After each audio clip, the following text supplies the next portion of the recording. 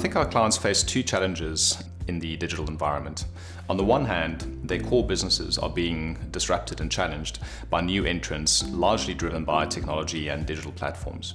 So if you take the hospitality industry, Airbnb today is the largest hotel group by room nights. This is largely a technology platform and a booking platform that didn't exist 5 years ago. And so if you're in that industry, this is a very significant challenge to your core business and your long-term competitiveness. On the consumer engagement side, brands are equally challenged. So where previously the focus was on portals and search engines, today the focus is very much on social media and how to engage with consumers in an increasingly fragmented social media landscape. And this fragmentation is not just a consumer engagement problem, it's also a marketing operations and technology problem. How do you create the skills and the resources internally to respond to all these new platforms and all these new consumer engagements?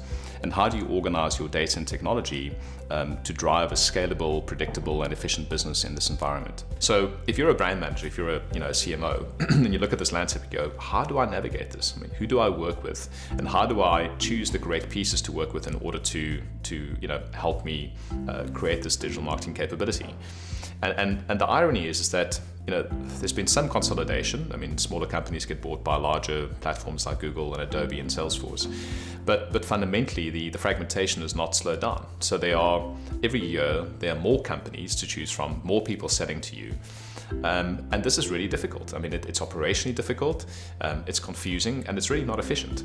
So our industry, even though it's 20 years old in sort of end to end, is really today more complex than ever, more fragmented than ever, and I think today it's harder for brands to be efficient and to be effective in terms of communicating and marketing themselves in this environment than ever before.